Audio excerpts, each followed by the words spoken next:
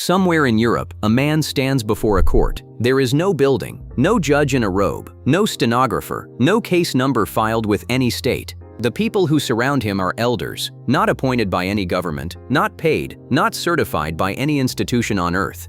The verdict they deliver will not appear in any legal database, and the punishment, if it comes, will be enforced by no police force that has ever existed. Yet he is terrified, because the punishment is real. A state court can take your money. It can take years of your freedom. What this court can take is something no sentence can measure. It can take your family, every conversation, every shared meal, every door that was once open to you.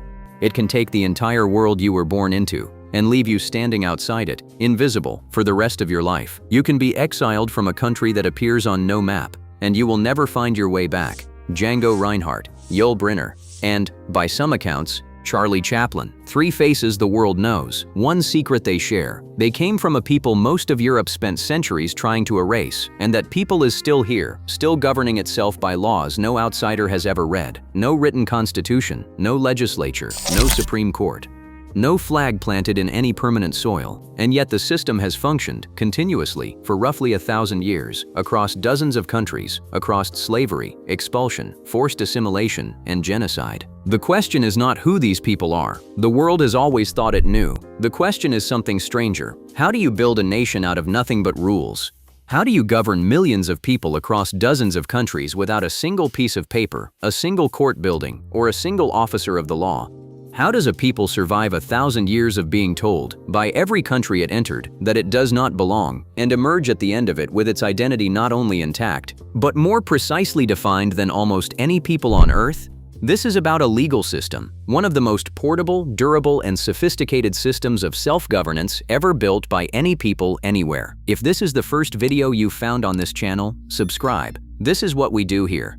The easy answer, when outsiders look at Roma communities, is absence. No fixed address, no official institutions, no written records of law. For centuries, the conclusion was swift and confident. A people without order, without structure. The closed communities, the refusal to explain themselves to outsiders, the parallel existence running alongside European society, without integrating into it. All of it read as evidence of something missing, something that had simply never developed. That conclusion is not slightly wrong. It is completely, systematically, and in almost every particular wrong.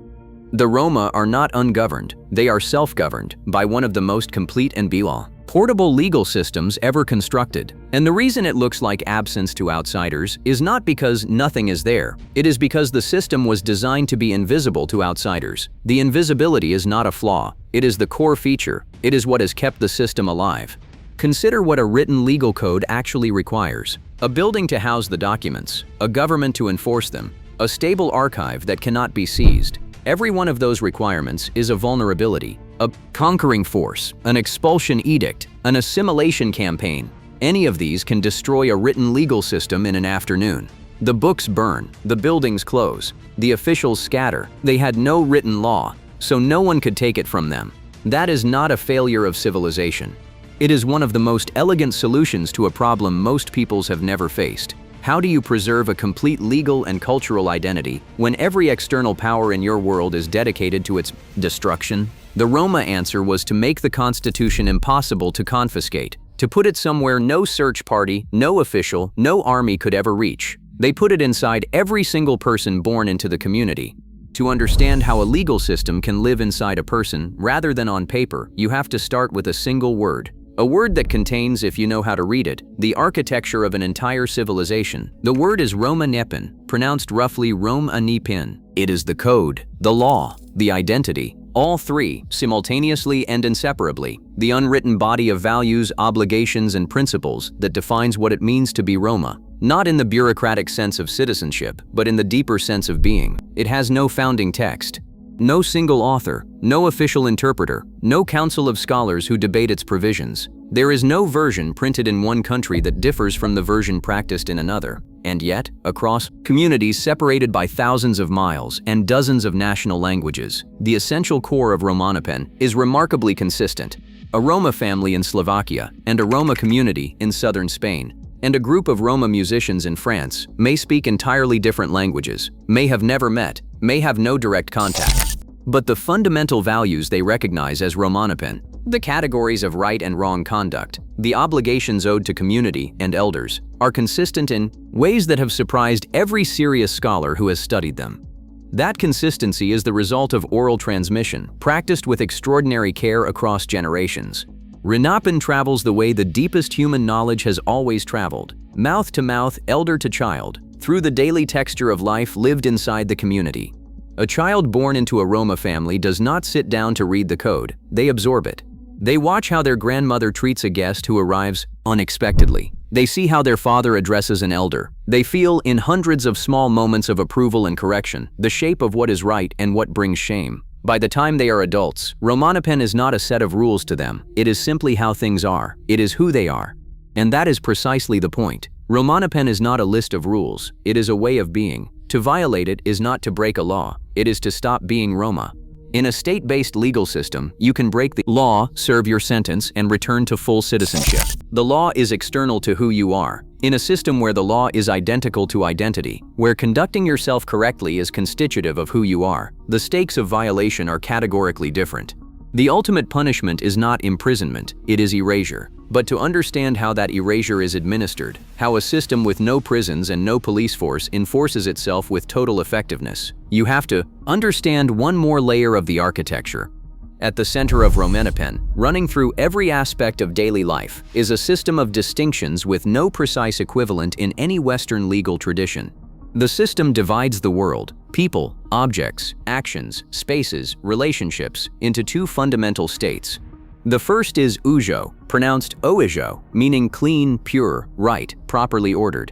The second is marime, pronounced marime, meaning impure, polluted, contaminated, disordered in a way that matters. These are not hygiene categories in the narrow modern sense. They are a complete moral cosmology, a map of how the world is ordered and what it means for a person, an action, or a space to stand in right or wrong relationship with that order.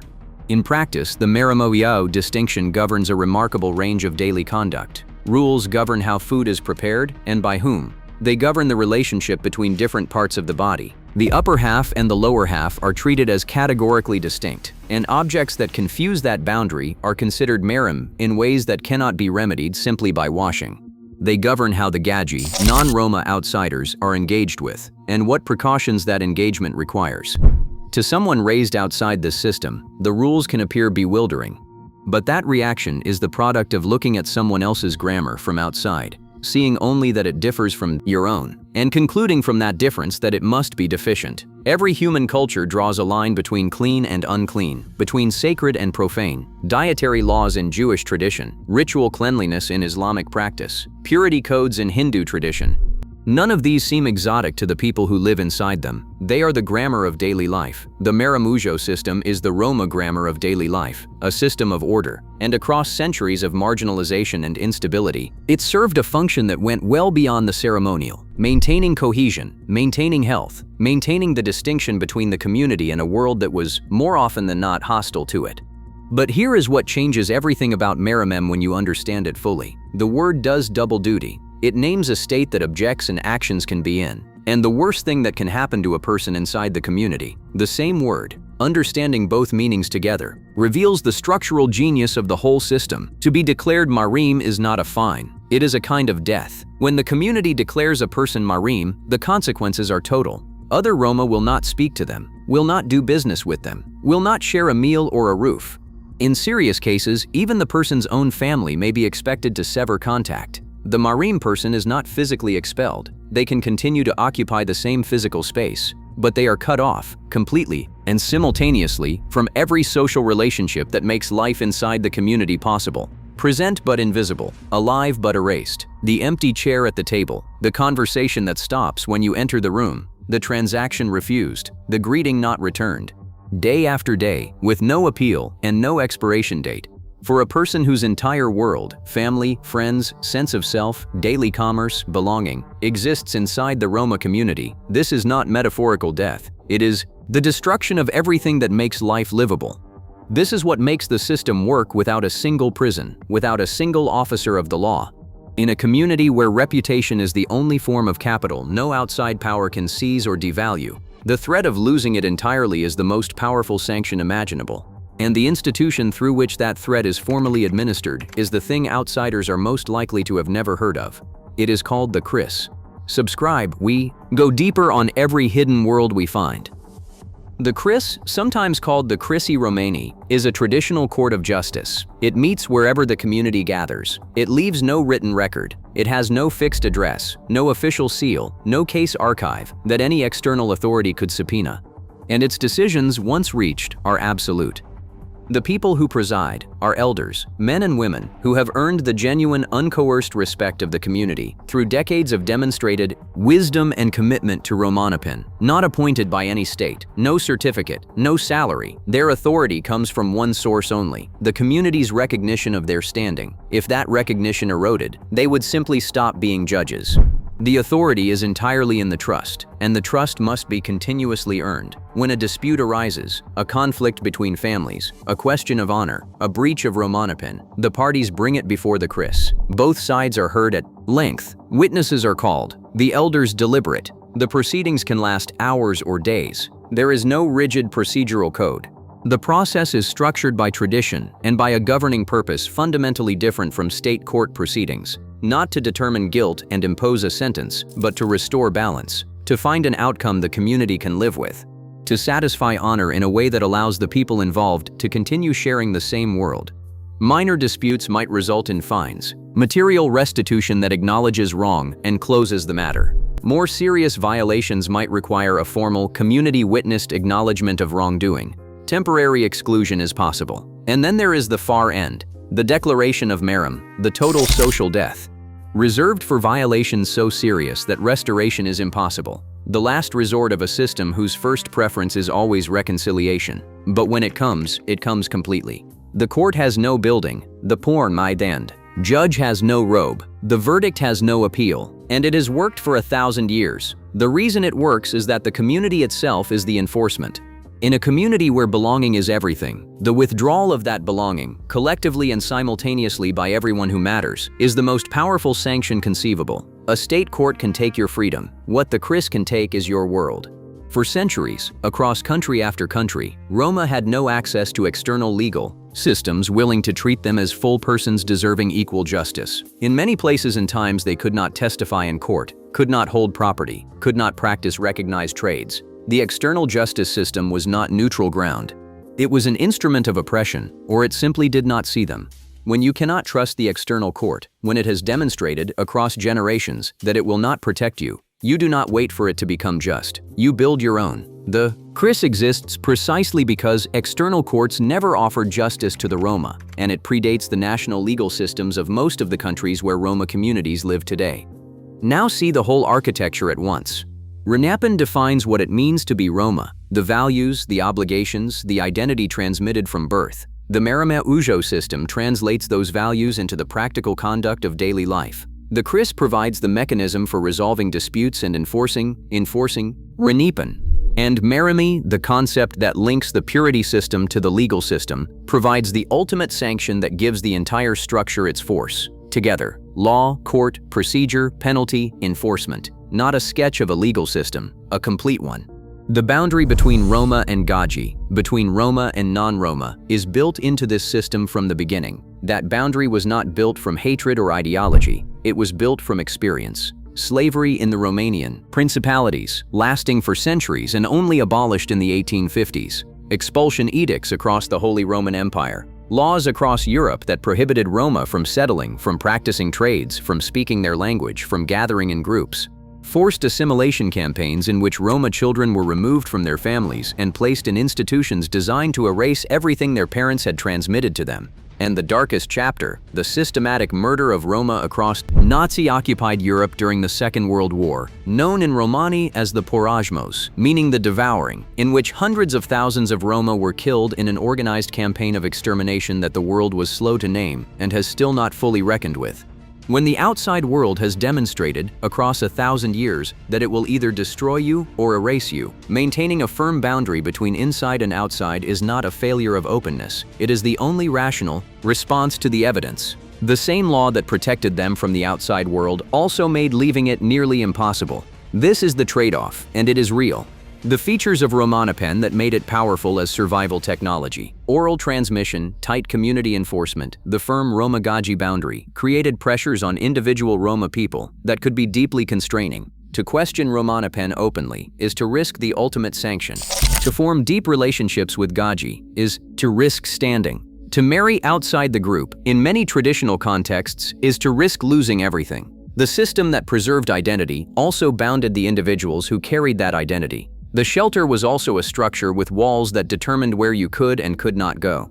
Every community that has drawn a firm line between those who belong and those who do not has faced this tension. The Roma faced it with almost no margin for error. When the outside world offers not safety, but danger, not justice, but persecution, the cost of loosening the wall is not abstract, it is the survival of the community itself. And when that cost is existential, the wall stays up. Not because anyone inside it is rigid or unaware of the cost, but because the alternative, tested across centuries, was worse. The cycle fed itself from both directions. Persecution made the closed system necessary. The closed system reduced contact with the outside. Reduced contact increased the suspicion of outsiders who could see the wall but not what it protected. Increased suspicion produced more exclusion, more law, more persecution. Each turn reinforced the conditions for the next. The Roma did not choose this dynamic any more than a person in a burning building chooses the fire. They survived it.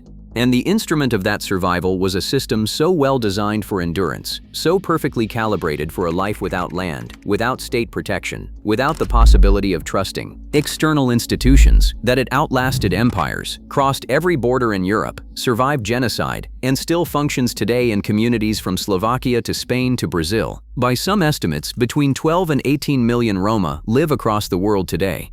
The precise number is unknown because many do not appear in official censuses and do not register with state authorities. The invisibility is not a failure to exist, it is a strategy for surviving. Return now to the man standing before the Chris. The elders have heard both sides. The deliberation is almost over. He does not need a lawyer to translate the proceedings. He grew up inside this system. Romani pen was the air he breathed as a child. He knows what the elders are weighing. He knows what each possible verdict means. Not in the abstract, but in the specific, daily, irreversible texture of a life.